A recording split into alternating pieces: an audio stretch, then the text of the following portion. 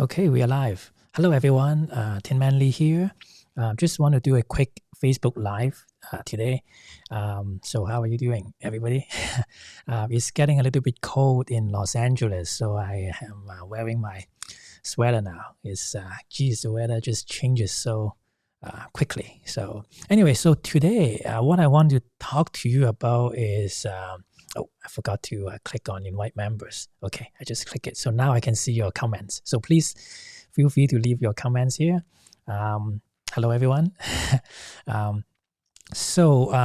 This morning I received an email from someone, and he said he's not happy with me because he doesn't really like the term award-winning that I often use in, for example, in this Facebook group or some of my webinars. And I just want to talk about this topic and also tell you a story. So the term, the phrase award-winning can be misleading, and I want to clarify this. The reason I use award-winning in this group or in those webinars is not because what we want to do is only to win awards. What I want to do is to create photos that is in a level that somebody can be proud to hang in their walls, or maybe even in the Smithsonian or in any exhibits. And the most important thing is that the photo can make the photographer happy and also move as many people as possible.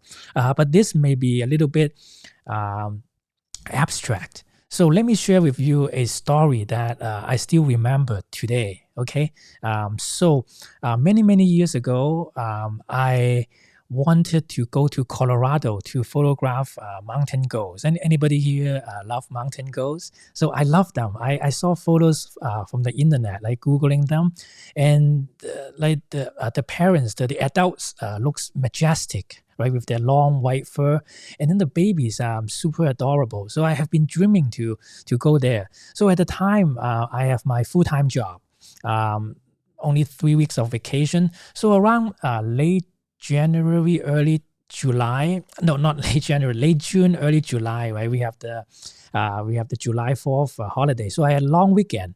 So I decided to, I got off work, probably, was it on a Friday? And I flew red eye with the full-time job. Right? That's the only thing that we can squeeze out every ounce of the time to travel. So once I finished work, I drove to the airport, flew red-eyed to Colorado, to Denver, and then I rented a car and then just drove straight to Mount Evans, Colorado. And that was the first time I went there. And with the high altitude, 14,000 feet, where you can actually drive up, which is pretty good. But at the same time, living for many years in Los Angeles in the sea level is quite a lot of adaptation for the high altitude. So I had really bad headache when I got there, which I should really advise you guys, if you go to those places, you should at least spend a few days or at least a day to adapt to that high altitude. But anyways, so I went there. And once I drove up in the morning looking for mountain goats, guess what I found? I realized that the place was not what I expected. What I saw was something like this. Let me show you the photo right here. So this is the situation. So when I was driving, right, so there is a small road where I can drive up all the way to the top of that 14,000 feet Mount Evans. And if you got lucky, you see some bighorn sheep or mountain goats, and don't get confused about this. They are not from the same family here. This is a mountain goat mother, and then this is a bighorn sheep mother. This is a mountain goat, but they hang out together. So anyway, so immediately you see the problem right here, right? There's a road, right? So for photography, we never want to have this man-made stuff in the photo, because otherwise, this is a non-photo. It's not gonna evoke any emotion because it's just too distracting, right? So there's a big road here, all these rocks and stuff, and then there are vehicles, always photo bombing you. So this is the situation right there. So I immediately had to think about what I can do with this, right? There are so many problems here. There is not very clear background. Let me show you let me show you another example. So this is another scene, right? So the light can be pretty harsh after sunrise because it's pretty high up. And I don't know if this is related, whether the high altitude will create more harsh light. But you see there, right? There are lots of these rocks that can create distractions on the background. And also the road, the vehicle, the signs, and here, those are the things that I knew I have to avoid getting into the frame, right? But this is just too much. It was very difficult there, right? So I just, so I spent 3 days there. For the first 2 days, every photos that I got had like these roads and these signs in the background. It's just so messy. Let me show you another photo right here. So this is the typical thing that you saw when you see the mountain goats, right? Background is very close to the animal, so it is very difficult to get a good separation of the background from the subject. And you see all these concrete and like road and vehicles. It's just quite frustrating. It's very nice to see them, but it is very difficult to get a decent photo, right? And let me show you another example. So even when you don't have the roads in the background, like these rocks, these boulders, right? It's just really distracting. And then the mountain goats, even though they are white, but they blend in pretty well into the background. So it's very, very difficult to get a good photo. So after 2 days of thousands of photos that were completely unusable, I got frustrated. So at that evening when I got back to the hotel, I was thinking, so these mountain goats, I can get decently close with them, but the problem is the background. How do I get that? So at the end, I remember that for that 2 days I spent, there was one spot that I realized that if these mountain goat babies would go up to that rock, and if I can shoot them instead of the eye level, I actually would shoot down a little bit. Then there is a clearing that I can see the mountain range in the background. And I don't know if that's the Rocky Mountain range or whatever mountain it was, but I saw this snow-capped mountain range that is really beautiful. And so I was painting about this photo in my head, as some of you who have attended my last webinar, right? You have to have this deep brain in your mind, thinking about a photo that you can get. So I was dreaming about a photo with these babies on the rock with this snow-capped mountain range in the background. And at the same time, after 2 days of observation, keep improvising about their behavior, I realized that these mountain goat kids, right? That's what they call KIDS. That's how they call the babies of mountain goats, right? So these kids are really playful. They love to jump from one rock to another, even though they were so young. I think they were just a few days old, and they love to jump around. So in my mind, I had this photo of a mountain goat kid jumping with those mountain in the background, right? So knowing that I only have one more morning left in my trip, right? Only 3 days, right? That's like the most vacation that I had with my full-time job. And so in that last morning, instead of keep driving around and just spray and pray and hopefully I can see a mountain goat, I just went in the dark, right? Early morning before sunrise, drove all the way up, and then I just hide behind that big rock, and I positioned myself really well, and then I just kept quiet, and then I just kept waiting and waiting and waiting, and at the end, I saw some of the mountain goats showed up, and this is the shot that I got that morning. So that was after the sun just came out and the light was shining on the rock, and this one right here. Some of you may have seen this photo, right? So this photo, actually you can still see a little bit of the road, but if I don't tell you, you may ignore that road right here, or maybe I can crop a little bit higher than you don't even see the road. But you see that these 3 kids were really cute, like hugging each other, and then this one was jumping to this boulder. And in the background, this is the mountain range that I was talking about. So instead of going for a smooth background that most of the photographers, most of the professionals would tell you, I use a shorter lens, a 70 to 200 2.8 lens, and I was setting at f8 so that I can see some of the details in the background, and I set like 500 of a second or 800 of a second actually to freeze the action, and I was still able to get ISO 800 for the shot. So that photo right here, I took it. I was so happy because it just realized what my dream was, right? So that I never thought about winning an award or anything, but that was what I meant by thinking, pre-visualizing a photo and got it right there. And actually, it's better than what I thought. At first, I thought I would just get one mountain goat jumping, but this one, this one is hugging this guy, and this guy is like leaning the head towards this one, but this one had the courage to jump, right? So what I didn't expect was that after I posted this photo on the internet, after a few weeks, I received an email from someone I didn't know. So let me show you that email. So I received an email. Is it this one? God. How do I do that? Sorry, there's a... okay. So I received an email here. Is it? Yeah, this is the email. So a lady, Lance, so she emailed me and tell me, "Dear Tin Man, this morning, me and my 7-year-old son were looking at nature photographs on the internet. We were very much enjoying ourselves. I'm happy to have discovered your wonderful work. All of a sudden, my son was moved to tears. This happened when he saw your photograph, taken in 2012, presenting 3 playing mountain goats. I would like to ask you whether I can buy it from somewhere. This would make a great present for his 8th birthday." So, and then the lady also attached a photo of her with her son, and I still remember her son was wearing a T-shirt, and on the T-shirt there was a photograph of a giraffe. I think it's a cartoon of a giraffe. So definitely they are nature lovers. But this line is what really moved me.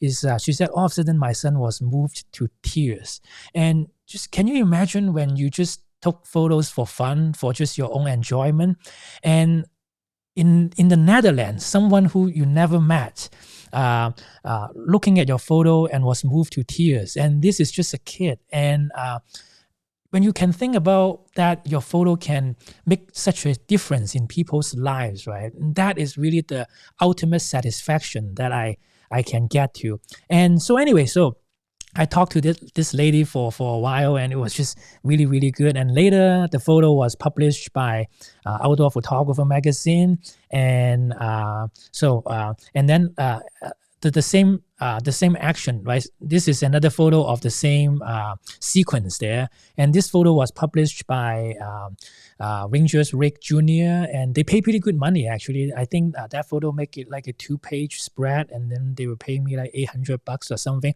But that's not the important part. The important part is to know that you were able to turn something like this into, and then you put in your own creativity, your problem-solving skill. This is what one of my good friends told me, the creative problem-solving. I think that is the fun thing about that. You can actually turn these in the first day of the encounter into something that is like this, or something like this one, right? It's just a little bit of movement, a little bit of thinking of that, and then you can turn something that is really, really crappy into something that makes people cry in happy tears, I hope. And that is really what I meant by the award-winning term, is to have that kind of level where you can move people to laughter and cry. And so that's why I want to share with you about this concept right here. And I hope that you guys don't get offended when I'm talking about award-winning, but this is what I meant, how to unleash the creativity inside you so that you can move people. And anyway, so I spent a few more days next year going to the same place, and then I was starting to try out some different stuff. For example, like this one, backlit, right? Of course, right? Because these mountain goats are really fluffy, and with backlit, they look so cool with the whole profile of that, right? So I got something like that, and then after a while, I got a photo of the mountain goat kid jumping and dancing in front of me. So that was pretty good too.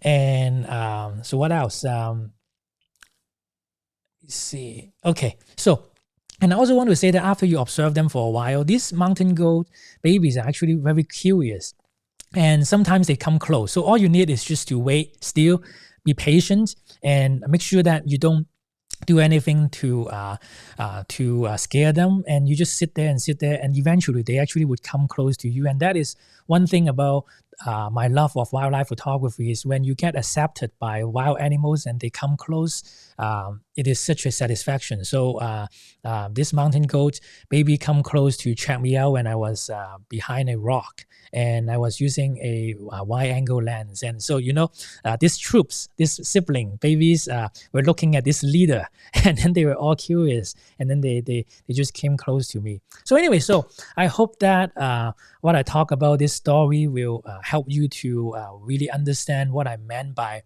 this award-winning term that may sound too cheesy or whatever, but this is the real goal of my, why I created this group, and also my coaching program and everything like that. What I've been teaching in the webinar. So yes, Derek. Yeah, good point. Yeah. Get yourself into the position, and don't just drive around and chase it. Just think about something in your mind and try to realize that dream. Wait for that opportunity. Nothing may happen, but that is the fun of wildlife photography. It requires patience, right? But when something aligns with, like the nature give you the gift of aligning what you're dreaming of, that is the best feeling ever. And so anyway, I just want to let you guys know that if you want to learn more about wildlife photography, I've been talking about that for many times. I have a 1-hour training that is free, and you can go sign up at this one, tinmanley.com/webinar. And I talk a lot about the myth about focusing, speed, and auto ISO, when to use it, when not to use it, and why, and stuff like that. So definitely check this out, tinmanley.com/webinar. And in addition to that, I want to thank you guys for visiting my gear page, the gift to yourself, right? So I created the link, tinmanley.com/gear, and I saw that many of you actually went there. So I think I made like $80 from the commission. You guys are awesome, because think about that. When you buy something, for example, if you buy this jacket right here, it's about $200, right? They give me 1% commission. That is what? That is $2. So, but somehow I made like $80 from that. So I want to thank you guys for your support. This list, right? This is only 3 items. I think I have like 40 or 50 items that I always use on all my photography trips, in the hotel room, in the cold weather, in rainy weather, all the stuff that I learned from a lot of the master photographers. Like Charles Glasser gave me a lot of tips on like the Arc'teryx ring gear and the Hit 3 gloves, and some other good friends who told me a lot of those things. So it's really a combination of the wisdom of a lot of people that can really save you. So a lot of the stuff there are not cheap at all. Like a jacket may cost you like $500, but those are really the best in quality, and they have like lifetime warranty and stuff. And when we are going into the wild, like such as when you're going to the Mount Athens, right, 14,000 feet with crazy wind, like 50 mile per hour, 60 mile per hour wind, and like sometimes snowstorm and everything, you don't want to risk your life. You want to really have the safest, warmest gear that can, the clothing and everything, to make sure that you are safe while you are taking photos, right? So I think one should never save when you're going out into the wilderness, because this is life and death sometimes. So I highly recommend, for example, the walkie-talkie, the Delorme thing. I forgot the full name of that with the satellite signal where you can ask for help when you hike. So a lot of the time when we are driving in some back roads and remote area, that can cause us danger, especially when we are hiking. And with something like that, even though it is like $60 or something a month for the service fee, but basically when you carry that thing, I don't have the link here, there's a button there, like SOS button. When you click on that, with the service fee, they will send a helicopter to rescue you. basically, and with all the insurance covered and stuff like that. And I think, wow, that is really, really important to have, right, for the peace of mind. And then you can send your friends in Facebook or any international phone number your GPS location so that they can contact the locals or whatever to save you, to rescue you. So those are very important. So the link here is tinmanly.com/gear, GEAR.